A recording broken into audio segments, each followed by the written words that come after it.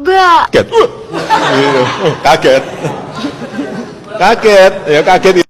Halo semuanya Bapak Ibu. Untuk hari ini sebagaimana yang Bapak Ibu lihat di gambar thumbnail nggih, masakan saya banyak. Pada dasarnya saya itu ingin membuat nasi merah saja. Hanya saja pas di tengah jalan saya pikir saya lapar nih, saya harus masak sayur. Jadilah masak sayur pare. Dan terakhir setelah membentuk nasi merahnya, kok masih ada nasi sisa lagi di rice cooker. Cobalah dibikin lontong, bisa atau enggak. Dan begitulah jadinya. Ada 3 menu hari ini yang saya buat sekaligus. Bagi yang penasaran bagaimana Santo Sapi membuat nasi merahnya ini, karena kan selama ini nasi merah itu selalu ambiar, keras, tidak enak.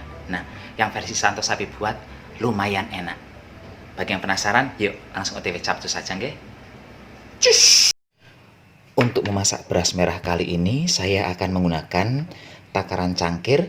Cangkir yang saya pakai adalah cangkir yang biasa digunakan untuk nyuguhi tamu ketika minum kopi. Tuh. Jadi Bapak Ibu bisa mengira-ira besarnya cangkirnya ya. Langsung tuang ke dalam baskom. Ini nyucinya cukup digoyang-goyang seperti ini, jangan diremas-remas. Karena tujuan kita memasak nasi merah adalah supaya kita jauh lebih sehat, nggih. Jadi jangan diremas-remas. Kalau diremas-remas nanti kandungan seratnya banyak yang hilang. Betul kan ya, serat ya, bukan vitaminnya tapi seratnya.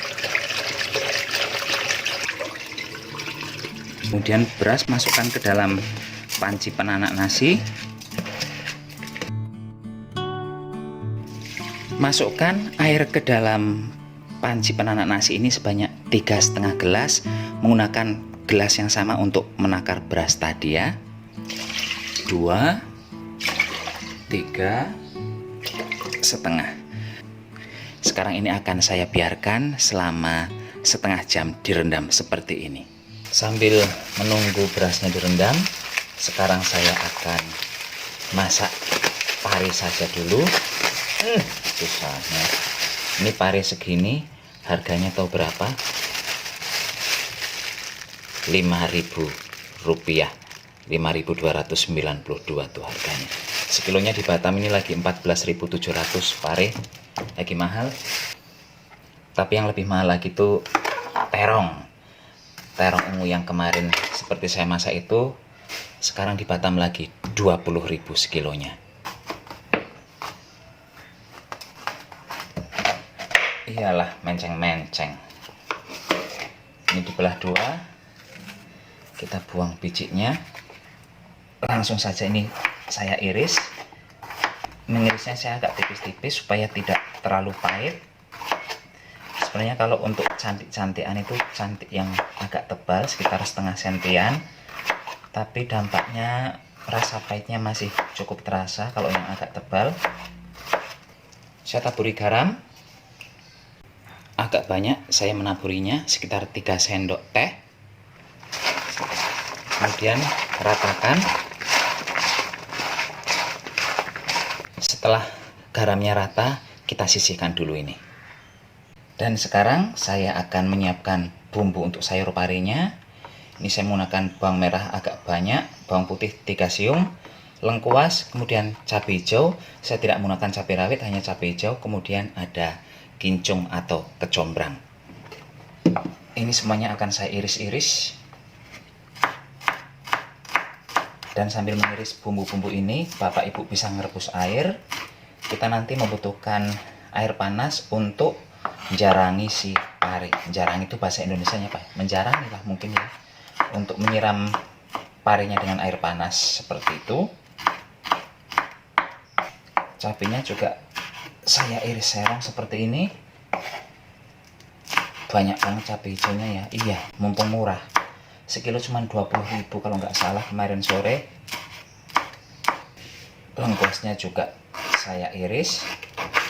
Ini saya menggunakan agak banyak lengkuas karena saya nanti akan menggunakan ini.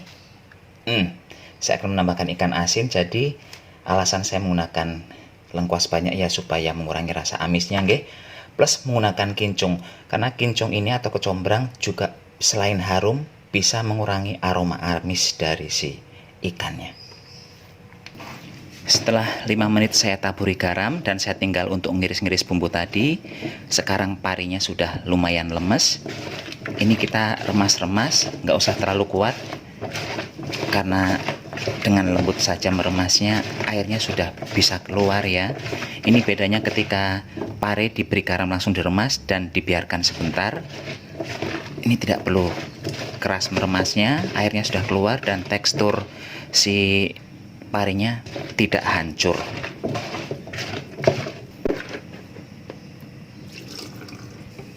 Sekarang ini kita bilas.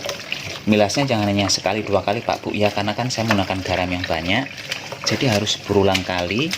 Karena kalau cuma sekali atau 2 kali, garamnya masih nyerap di parinya, nanti sayurnya jadi uasin. Setelah pembilasan, sekarang saya siram dengan air panas. Kita biarkan sebentar, sekitar 1-2 menitan. Sekarang kita siap-siap menggoreng dan menumis. Pertama saya akan menggoreng ikan asinnya dulu ini.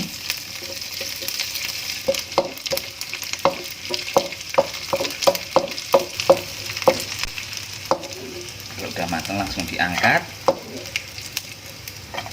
Langsung saja bawang merahnya saya masukkan.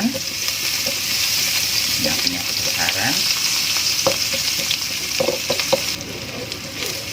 Bawang putih masukkan.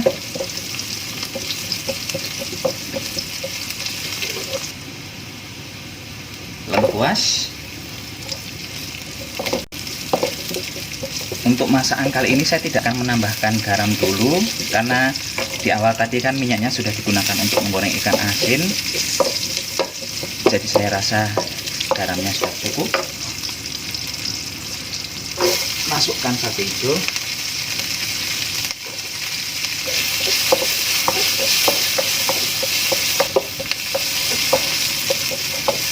Selanjutnya saya masukkan kecombrang bin kincungnya ini.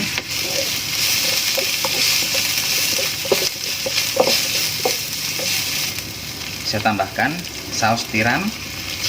Andalan saya memasak ya saus tiram ini. Jadi kalau saya tidak ada saus tiram di rumah suka kebingungan. Kenapa Pak? Kalau saya masak cenderungnya menggunakan saus tiram kalau untuk tumis-tumisan. Sekarang saya masukkan parinya.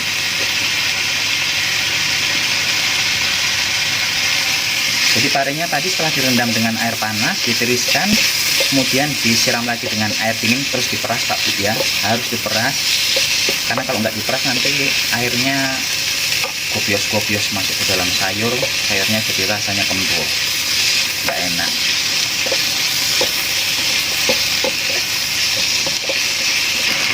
Tambah gula pasir saikrit seujung jari saja.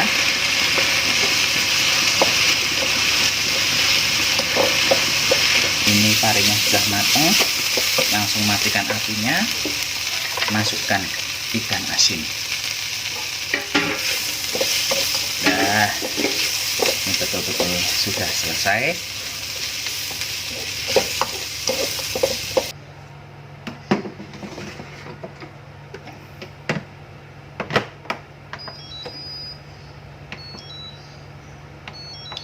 Udah, sekarang kita tunggu hingga nasinya mateng deh.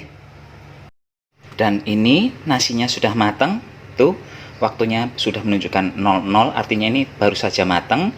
Kita biarkan dulu selama 15 menit nggih, jangan dibuka-buka dulu. Dan sekarang sudah 15 menit. Kita lihat nasinya, panas. Ini tadi memasaknya hingga 1,5 jam, 90 menit, padahal standarnya cuman 60 menit. Kita lihat nasinya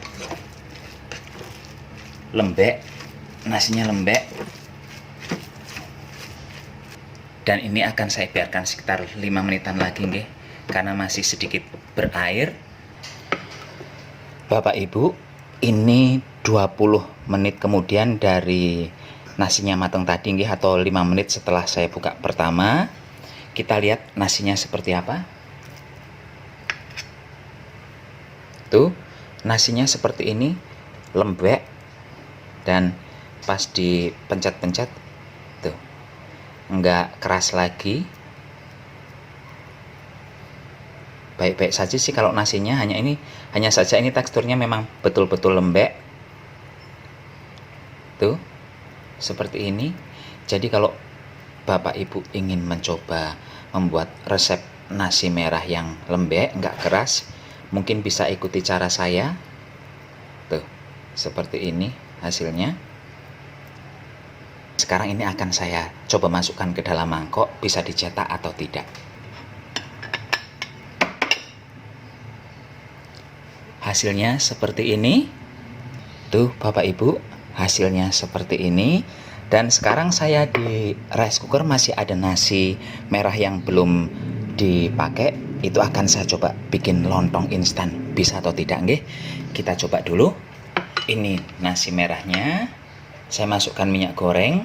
Kalau mau diganti minyak gorengnya yang lebih bagus ya silahkan gunakan olive oil. Langsung saja dipenyet-penyet. Ini setelah nasinya hancur, seperti biasa akan saya bentuk. Saya ambil plastik, saya masukkan nasinya ke dalam plastik. Seperti biasa lah, ini standar banget.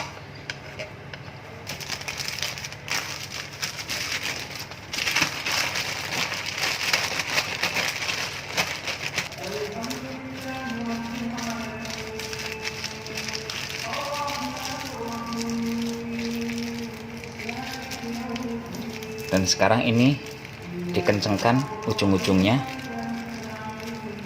tujuannya untuk memadatkan saja ya. Dah, ini kalau nasinya sudah dingin sebenarnya tidak perlu dibuka. Berhubung nasi yang saya gunakan masih panas, biar nggak basi, ini saya buka lagi dan ini akan saya dinginkan seperti ini. Ini mau ditaruh di kulkas monggo, atau di suhu ruangan juga terserah, sesuaikan selera saja. Dan ini sekitar 45 menit kemudian akan kita cek apakah ini pas dipotong-potong akan bagus hasilnya atau akan ngedabel. Ngedabel itu bahasa Indonesianya apa? Kayak lengket-lengket gitu mungkin ya terjemahannya. Kita lihat saja.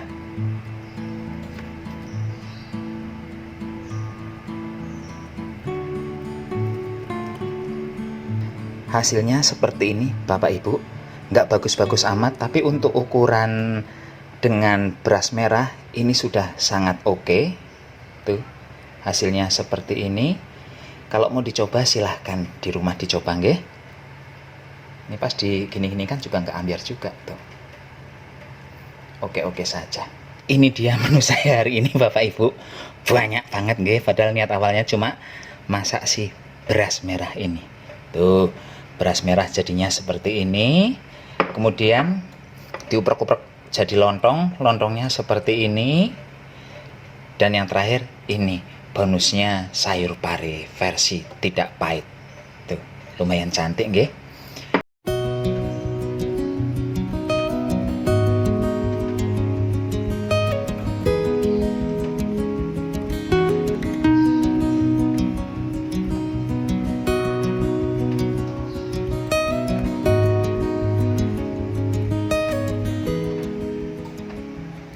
Tuh nasinya enak banget dimakan dengan pare, pedes, super endol. Ini saya makannya depan pintu, tapi bukan pintu depan, pintu ke tempat jemuran. Saya mendadak jadi suka tekstur beras merahnya, lembek, nggak sakit di gigi, rasanya juga menjadi tidak tawar. Biasanya kan kalau beras merah rasanya tawar, teksturnya keras. Ini enak. Meskipun Bapak Ibu, demikian saja acara masak-memasak dengan Santo Sapi, yang untuk menu kali ini adalah menu percobaan. Sampai jumpa di video berikutnya, tetap jaga kesehatan, gunakan masker kalau keluar rumah. Bye-bye.